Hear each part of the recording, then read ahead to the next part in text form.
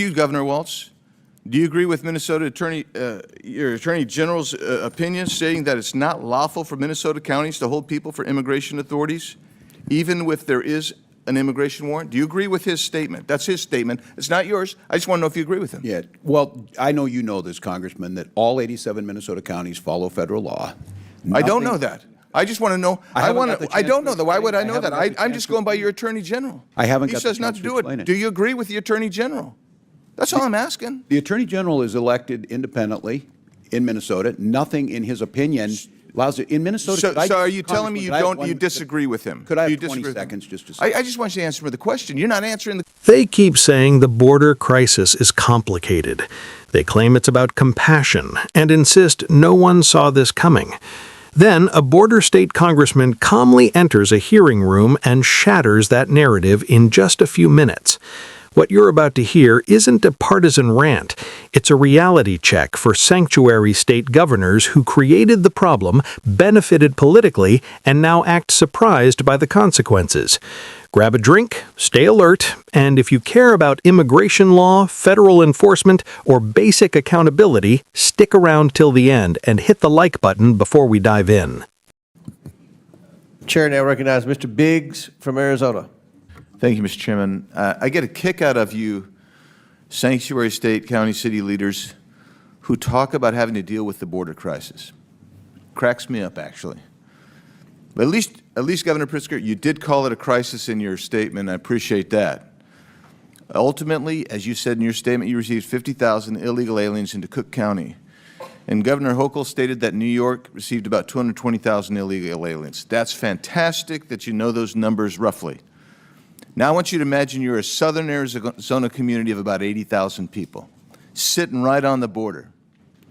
And over the course of the Biden administration, a couple of million people came through your little town. And I quote you, Governor Pritzker, Illinois didn't ask for this crisis, and I'm going to tell you, neither did Yuma, Arizona. Its lone hospital, only hospital, couldn't handle the influx, nor could its single food bank, its law enforcement, its schools, and other services and infrastructure. That was a failure, you're correct, on the part of the federal government under Joe Biden. That's all stopped now. That's all stopped now. Because it didn't take a new law, it took enforcement of the current law. But you know what drew a lot of those people? Because you might have been down there once. I've been down there dozens of times. I've taken more people from Congress down there than anybody else here. And you know what those people told me? They're coming here because they wanted to get to places, and they would name Chicago, and they would name New York to me. And I'd say, why the heck are you crossing here and not crossing at Del Rio? Because you guys offered sanctuary policies. They believed that they would be protected in your jurisdictions.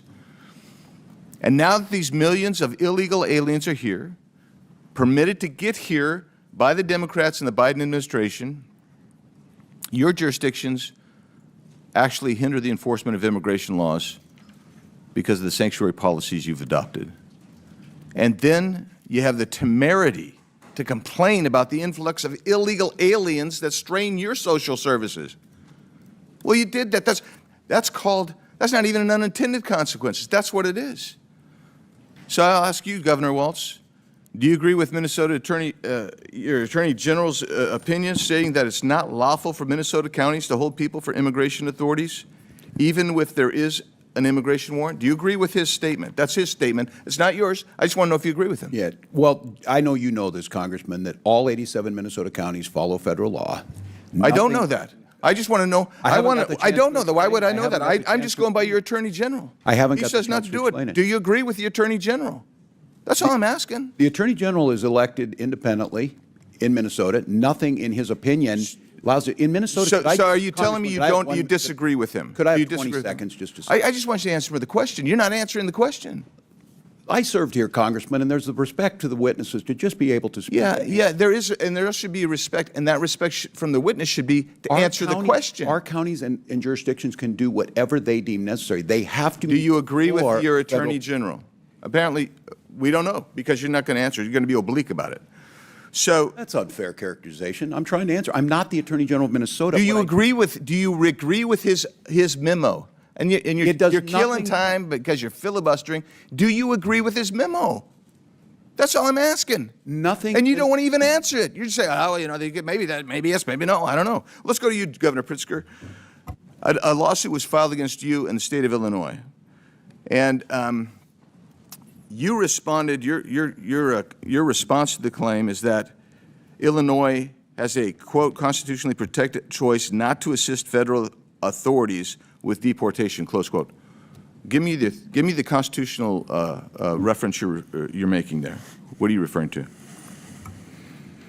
Congressman, I don't know the lawsuit that you're referring to, and I don't know that I was the respondent in that lawsuit. I can say that This is from the response filed on your behalf. So you didn't read the response?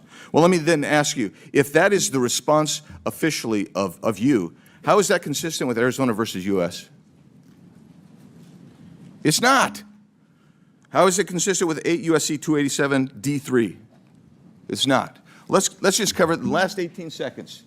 When you guys say you say we do give these people the information only on a criminal warrant. Is there any distinction in 8 U.S.C. 1373A, 1324, 1324C that says, yeah, you don't have to give information, you don't have to provide the body, you don't have to respond to the ICE detainer? Is there anything in there that says there's a distinction between the criminal law, the criminal warrant, the criminal detainer, and a civil warrant, civil detainer? Is there anything in there? The answer is no. I'll answer for you. You do violate the law. You are sanctuary cities. And every one of you sitting there, if you don't know that by now, you should know it walking out of here, that you are actually committing a federal crime every time someone does that, because you don't have the authority under federal law or under the Constitution to negate even a civil warrant for someone who's violated a federal offense when you get a detainer notice. Yield back. Chair recognizes Mr. Frost from Florida. Thank you, Mr. Chair.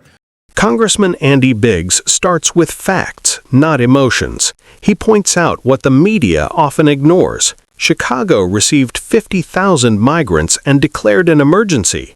New York got 220,000 and called it unsustainable. Meanwhile, Yuma, Arizona, with just 80,000 residents, received millions during the Biden administration. One hospital, one food bank, limited law enforcement, and crumbling infrastructure. Then comes the key point. Illinois didn't ask for this crisis. Neither did Yuma, Arizona. That's when the sanctuary argument starts to crumble. Biggs explains why migrants chose Chicago and New York. Not climate, not coincidence, but sanctuary policies. Migrants told him they believed they'd be protected from immigration enforcement there. Here's the critical contradiction. It gets uncomfortable. Sanctuary leaders promised protection, then complained when enforcement followed, blocked ICE detainers, and blamed border states for being overwhelmed. That isn't unintended consequences, it's predictable results. Then Biggs turns to Governor Walz, and the hearing gets tense. He asks a simple question. Does Walz agree with his Attorney General's opinion that Minnesota counties cannot hold individuals for ICC even with an immigration warrant? No speeches, no filibuster, just yes or no. Walz refuses to answer. He dodges, deflects, and hides behind office independence. His silence speaks volumes. Next, Governor Pritzker takes the spotlight, and it worsens. Biggs cites Illinois' legal claim of a constitutional right not to assist in deportation. He asks the obvious follow-up. Which part of the Constitution are you referencing? Pritzker refuses to acknowledge the lawsuit filed on his behalf. That's not a legal argument, it's a political escape. Biggs concludes by reviewing federal statutes 8 U.S.C. 1373 and 1324 on detainer authority, making it clear there's no legal distinction in federal law between criminal and civil immigration detainers regarding cooperation. Sanctuary jurisdictions aren't confused, they're non-compliant. Finally, Biggs delivers the decisive point. You are violating federal law. Yield back.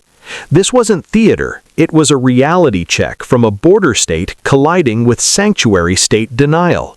When the questions get specific, answers vanish. If you want more examples where talking points collapse under law and logic, subscribe and share this clip, because silence in hearings like this is policy.